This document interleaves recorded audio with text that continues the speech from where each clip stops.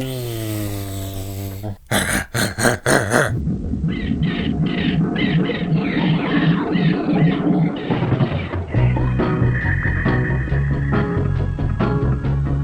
people, today let's take a quick look at the Jada Toys Scooby-Doo Wave 1, consisting of the Creeper, the Mummy of Ankha, and of course Shaggy.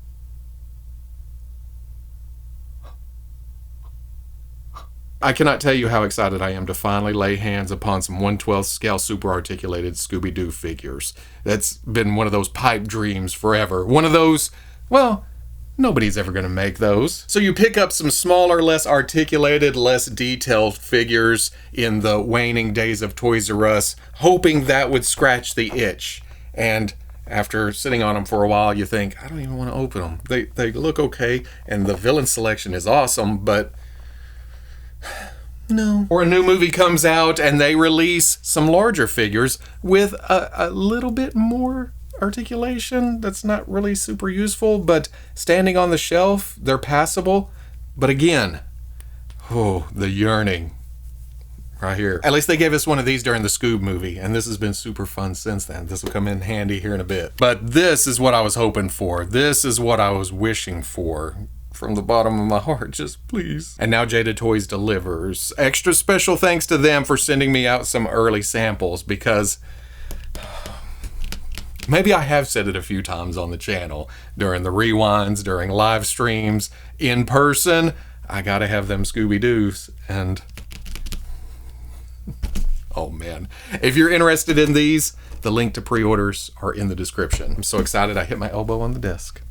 Taking a look at the packages, it's your standard action figure presentation fare. You have some graphics around a window showing the figure and some of the accessories. You have your logos down at the bottom and your names, but what caught me off guard, and I actually thought my package was messed up when I got it, was these mist effects on the windows. Just a little bit of fog. Not enough to get in the way of the action figure itself for the most part, but it adds some mystery. On the sides, there's artwork of all three characters, and on the other side, same graphic, just reversed. And it's nifty that they glossed the actual characters, but then the backgrounds are matte. It helps them stand out a bit, maybe? It feels a little more premium. Then on the back, you get pretty promotional shots of each character, along with more logos, more graphics, more legalese, more information on the company itself. Oh, and I guess they hit it around on front. Warning, choking hazard, small parts. Don't put the beloved childhood cartoon toys in your mouth hole, please. On the top, the logo again, some window to allow the light to shine down into the package. On bottom, there's more legalese, barcodes. Let's start with,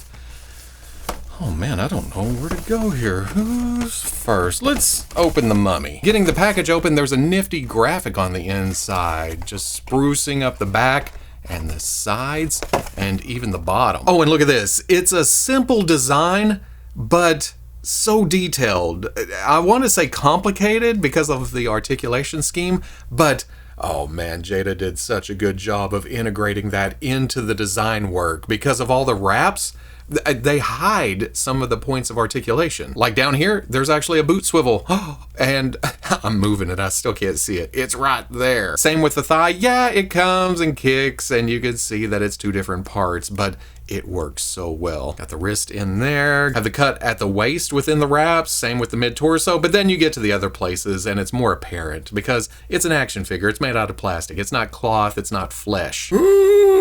It's just a plastic representation of a dude in wraps, and it's so well done. Now, it's an old cartoon, and back then it was just, solid colors, but Jada came along and did some dirtiness to it just to add a bit more, I was going to say realism.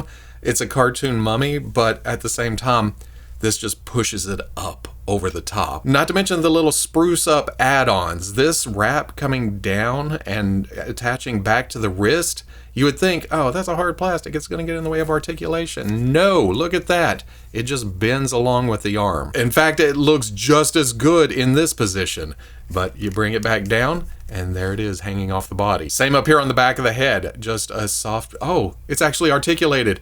You can bring it around, maybe for running poses, stick it out the back, or have it swing swing to the side or in, wherever you want to go. Is this one on the back of the leg the same way? Yes, it is. It is on a ball joint. Look at that. Like I was talking about a minute ago, some of the joints stick out more than others, like the front of the elbows and the back of the knees. It's an action figure. It's got to have clearance. But to bring it back around, look at the knees. You could see the cut, but it's so well integrated. Also, back of elbow. And even for the dirty wash on the white wraps, I love that the mouth is just a pitch black, like it's a deep, dark hole. It's nothing in there. But then at the eyes, there's 2 red dots just to give it some personality. Got some mitts for hands, and the feet are wrapped, and it has a slight tear there. And now that I'm pointing out the crotch piece, that is rubbery to get out of the way of articulation. We will get to that in a minute. It's just a mummy. It's a cartoon character. So holding it in my hand like it just walked out of a TV screen, it's kind of crazy. Let's crack open the creeper. And essentially everything I said about the mummy applies to the creeper. What you saw on the show is what you're getting in action figure form. It is so well done, so nicely translated. Sometimes when you take a cartoon character and make an action figure of it, it only looks good in a couple positions. Like look at this, straight out of the show, and turn it, it's still this character. And then over here, and from the top, and from the bottom, it's the creeper. Got the same thing going on with the mouth here, just that pitch black emptiness. But then the eyes tie it all together, the one eye going up like that, so much personality for something that shouldn't be, but it is. The hair is a separate piece glued to the top, and there is actually an ear sculpted under there. Is it the same on this side? Yes, that's insane. Torn off sleeves above the wrist to expose the big hands coming down, and then the legs with the bell-bottom look down over the big clunky chunky boots. The shirt underneath isn't quite as black as the mouth. It's kind of a dark gray. Got the pale green skin, the yellow eyes, the black eyebrows, the brown hair, and the darker green suit. And when I first broke this out, I thought, well, it's just all molded in the same color. But the more I look, the more I realize that there is some kind of highlighting done to it in places. Like right here, it's a brighter green up on top of the slight wrinkles, down around the wrist a bit. Same thing up here on top of this. The collar piece, I don't know if that's paint or that's something done with the plastic itself. Right there, see it? It's a neat effect. Kind of like the mummy with the dirtiness, it spruces up what could be just a one color. There would have been nothing wrong with that. If it was all dark green and the mummy was all just kind of an off-white, it would look like the cartoon and I would be happy.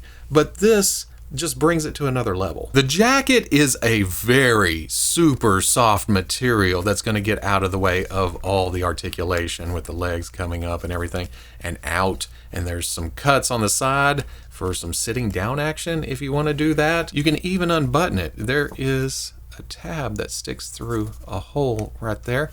Open it up and you can see what's under the jacket, which is essentially just, you know, crotch piece, black shirt, or dark gray shirt. Do we have a rubber crotch cover there too? Yes, we do. So that gets out of the way of the ball at the waist and then the legs coming up. You can see that the button is a harder plastic piece. So you just take that, push it back through. Now I have messed around with it for a bit and I've noticed that the jacket does ride up sometimes where it's floating above the shoulder. If that happens, you just go boop, push it back down and you're good to go. I think the best thing about it though is the proportions. Look how low the arms hang, and I'm gonna cheat and do a comparison with the mummy real quick. The mummy is fairly large, and again, we'll get to size comparisons. It's a big figure, and he's quite a bit taller than the creeper. But I feel like he's meant to be, you know? That's the characters. Big old mummy, creeper, and so good. Then last but definitely not least, we're gonna open Shaggy. And what can I say about this that I haven't said about the other two?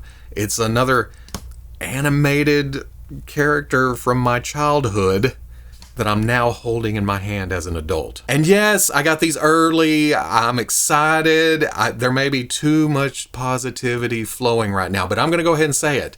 I don't think we will ever get a better plastic representation of these characters than these. Just look at this from all angles. Like I said a minute ago, sometimes when we get figures of cartoon characters, it looks good from here, and then it looks off in other places. But everywhere I point Shaggy, it looks like Shaggy. And it's the same for the body. Even just standing like this, look how his arms just hang at his sides, and the legs have a slight kick out below the knee.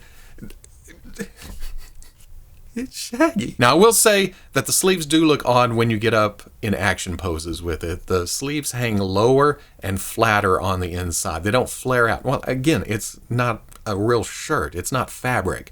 It had to do that in order for the arm to go down to the side like that. And I'm okay with that sacrifice because of this exact stance, this pose right here. But that's not to say he doesn't look good in action poses. He can be running and doing whatever. Like, is that the thing?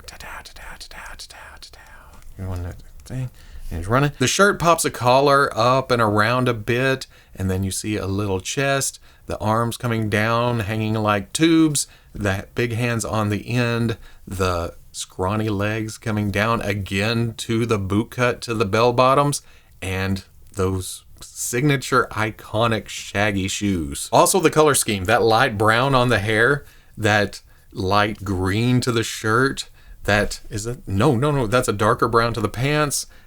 Again, a dark gray to the shoes. After the Mummy and Creeper, this isn't quite as exciting, but based on who it is, makes it more exciting because it's the start of the gang. It's have I said it enough? It's Shaggy. The eyes with the lines going up and around, the eyebrows, the whiskers under that silly grin, the nose, the hair. And this time around, the hair is also, like the Creeper, is a separate piece glued on, but it's much more rubbery, especially right here. The hair sticking up, I'm not afraid of breaking that off because it just flexes up and out of the way. Also, like the Creeper, the lower shirt is that soft material. I would love to see all toy companies adopt whatever mystical substance this is, because we need more capes and garments, if they're going to be rubbery plastic, to be exactly like this. The sleeves and the upper body are not made of that. There is a little itty bitty bit of flex to them, but I think they wanted to maintain the shape, both of the sleeves sticking out and the collar sticking up. Same thing down around the shoes. There is a little bit of give, but it's not enough to actually move the foot into a position where it stays. But it also doesn't get in the way because of the design of the times. It's almost like these were meant to be made into action figures, these designs, these characters. It only took about 60 years to do it. In this form factor, there has been action figures before, but this is what I've been waiting for. Articulation starting with the Mummy. Again, this wrap hanging off the back of the head is a ball joint. Rotates all the way around, kicks in and out. Dumbbell joint at the top of the neck with a ball at the base. Can look up, can look down. Then there is some tilt side to side for those creepy poses. Kids! Butterfly joint forward and back. Pin coming out to the shoulder, rotates all the way around with a hinge that goes up to there. Swivel at the bicep. Double elbow, and like I mentioned earlier, that wrap piece hanging down does not get in the way at all. Swivel at the wrist with a hinge in and out. Dumbbell joint mid-torso, ball at the waist, so this kicks forward that far there, and then extra down at the waist, goes back all the way. There's some tilt, and then rotation at the waist. The mid-torso kind of hangs on the sides. It gets a little bit of twist, but not much. Rubber crotch cover does not get in the way of the ball joint coming out to the leg to kick up. Good grief, that is impressive. And then back that far and out, more than a lot of Spider-Mans. Swivel at the thigh, hidden beautifully within the wraps. Double knee. Oh. Another wrap on the back of the right leg. Ball jointed, goes around, kicks out. Swivel at the boot, again within that wrap. Hinge at the ankle, goes all the way back, forward, front facing pin for rocker. For the Creeper, essentially the same setup. There is a, well, let's just check it out. There is a, no, it's not a dumbbell joint. It's just, oh, it is a dumbbell. That moves within the head.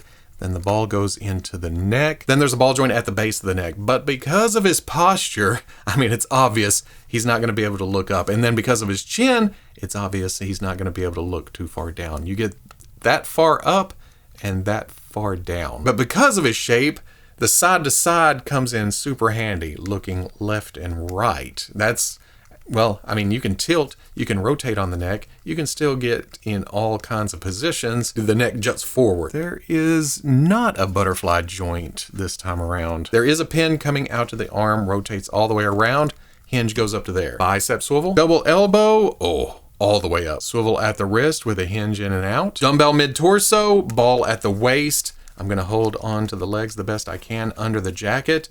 Crunches this far. So, I mean, you can get down into heavy running poses. And then arcs back, tilt, tilt, rotation. I know you pretty much couldn't see anything there. Let's do this. Crunch, and then arc back really, really far. There is tilt, there is tilt, and then there's rotation. But I'm putting that back together to show that the ball going out to the hip, even with the jacket down and button, can kick up to here and then go back and then out all the way.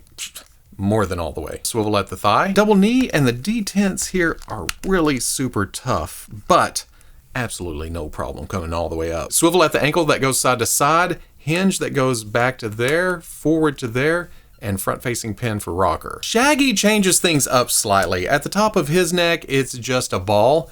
And then, as far as I can tell, at the bottom of the neck, it's just a hinge. I've tried to bend the neck forward and then turn that joint as if that hinge was on a ball, and I don't know if it does. I try to turn it, and I think I'm more flexing that joint because it's kicking right back to forward position. But with that setup, you can have Shaggy look up that far and then look down that much. Tilt, tilt, side, side. No butterfly here, probably because of the size of the upper torso. There's not enough room to fit extra joints in there. And to make that big enough to fit that kind of thing, it wouldn't have looked this good, this much like Shaggy. Hey, look.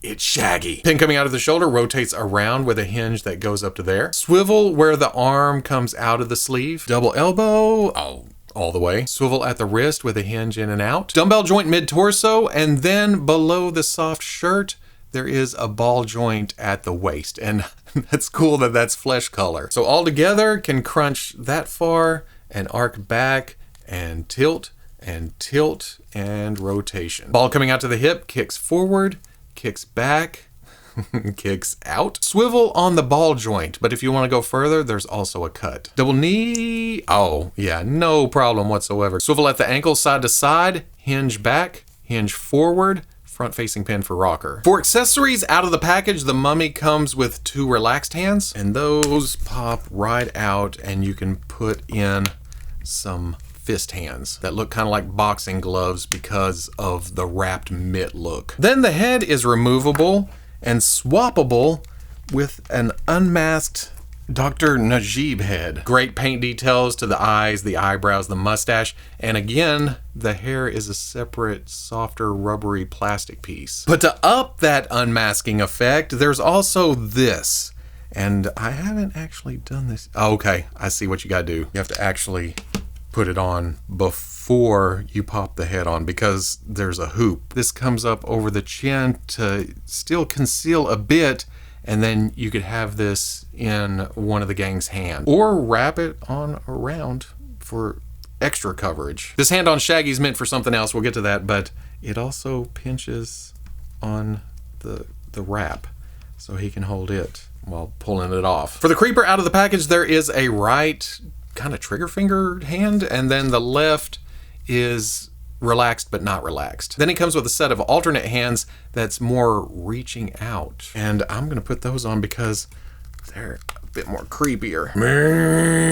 But then, just like the Mummy and hopefully the rest of this line for as long as it wants to go, there is an alternate unmasked Mr. Carswell head. And it seems like, yes, the glasses are removable. That gives us a better look at the details underneath. The eyes, the eyebrows, again, excellent paint job. It leaves indents above the ears, but I think you have to remove that in order to use the last accessory, which is the creeper mask coming off. Just kind of want it over the eyes. And again, if you want, you can use Shaggy's little pinchy hand and have him unmasking the creeper. I love how it looks like a mask just stretched out. That split second between creature and unmasked old person. How easy are the glasses to put back on? Just... oh, well, that's nifty. The hooks do go over the ears, but the indents in the hair do all the work. It's not a snap in. There is still a bit of slide up and down, but almost natural slide up and down. You can put him down on his nose or push him up to here, while at the same time not falling off if you get crazy with it. Then for Shaggy, we've talked about this right pinchy hand a couple of times and this left grippy hand. I'm not going to swap these out just yet because these have a very specific use. That is to hold this Scooby snack box. It is plastic. It's got some nice tampos on it, the Scooby snacks, the lines, the blue dot, same thing on the other side, same thing on this side. That goes right into the left hand, and it's not the tightest grip, but it does stay. For the accessory I forgot about, and I've got it stuffed down in here, that is the Scooby snack. Not a super amount of detail. Again, it's based on a cartoon, but there's enough to make you think, okay, yeah, that is a Scooby snack. That random shaped brown treat that we all know Shaggy had no problem eating himself, but we're gonna need Scooby sooner than later. We know he's in wave 2. I want him right now. But if you don't want to pose him with the Scooby snacks, just like the rest of the wave, the hands pop out pretty easy, but not too easy. You know what I mean? And then there is a set of relaxed hands or running hands. If we pop the head off, we can put the scared Shaggy head on, and more often than not, we saw him like this. Oh, unless he was eating, and another idea for a future accessory pack would be a Shaggy head with a big, long, elongated mouth, and the sandwiches they used to stack up, and with a tall version and a flat version, and hands to hold them. Don't let me down, Jada. Just like the other head, the hair is a separate rubbery piece. Got this flexy piece sticking up right here. A more scared look. The eyes painted on beautifully. The eyebrows, the tongue, the teeth, the scruff on the chin. And they're so dynamic. Again, there's a simplicity, but you can do so much with these. Size-wise, we're kind of all over the place here. The Creeper stands at 5 15/16. Shaggy stands at 6 1/4, and then the Mummy stands about 6 3/4, which kind of brings the 1/12 scale into question. Look how much bigger the Mummy is than the Hasbro Marvel Legends Vulcan. But then the Creeper's shorter than the Hasbro Star Wars Black Series Stormtrooper, which is probably closer to 1/12 scale than the Marvel Legends. I'm still calling this 1/12, and we'll probably get a better idea of that once we get more of the gang. Daphne, Velma, Fred. Here's the Jada Toys Universal Monsters Wolfman and Creature from the Black Lagoon, and check it out, we finally got the Mummy in that line. Alongside the Jada Toys Ultra Street Fighter 2 Fei Long and Ryu, the Medicom Mafex Hush Joker and Nightfall Batman, with the McFarlane Toys DC Retro New Adventures of Batman, Joker, and Batman heads to give them that old school animation feel. I can't remember the company that made the Scoob movie Scooby-Doo and Shaggy, but here they are alongside the new Jada Toys versions. Here's the Mattel Masters of the Universe Cartoon Collection He-Man and Skeletor, just because of the cartoon colors. These kind of blend nicely, but the sizes are kind of funky. Here's the Jada Toys Mega Man and Edgar Scissorhead, who has a problem with the Creeper. That's odd. The Jada Toys Chester Cheetah and Tony the Tiger. Yes, Tony, I do agree. They're great. And then lastly, the Jada Toys Count Chocula, Frankenberry, and Boo Berry. And don't think I forgot about stuffing Shaggy into that Scoob movie Mystery Machine. That works better than it probably should. It's kind of a pain in the butt because the doors don't open. You got to kind of reach through and stick his hands into position and try to get his feet down in the leg room that isn't enough for a figure this big.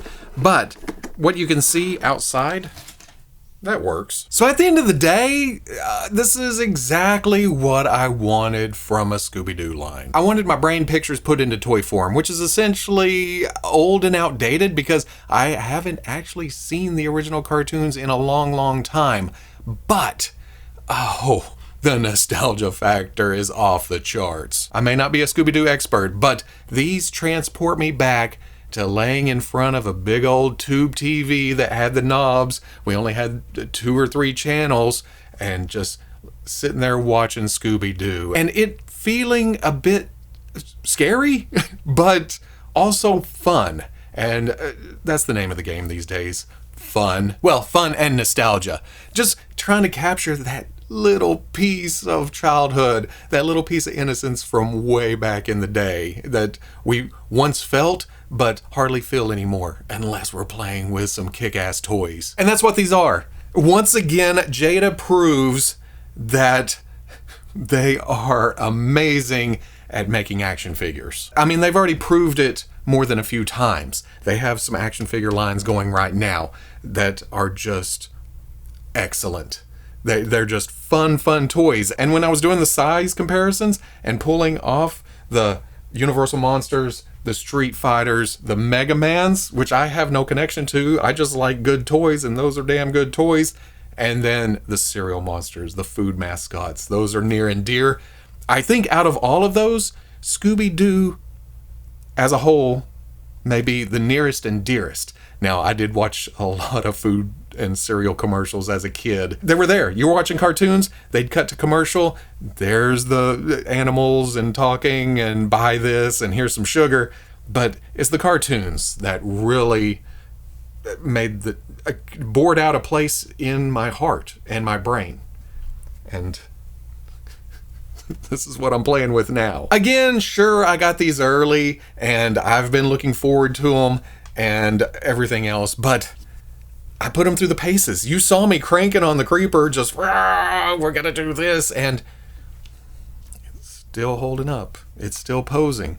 It's still good. Nothing's broken. Everything's nice and clean, unless it's not supposed to be clean like the Mummy, the slight dirtiness. I couldn't ask for better here. All I can ask for is that this series continues. We at least need the gang, and if the formula sticks, that's going to give us 10 monsters, 10 villains. And if the line ended there, I'd be happy. But I want them to keep going and going and give us all the creatures, all the monsters. I'm talking about every villain in the show ever, even beyond what I have pictured here. Do I have high hopes? Is that too much to ask for? I don't know. I don't know how the line is selling. I have no behind the scenes look at sales and performance and all that. All I can hope for as a fan of this kind of thing is for it to keep on going as long as possible. Bring on wave 2. Bye.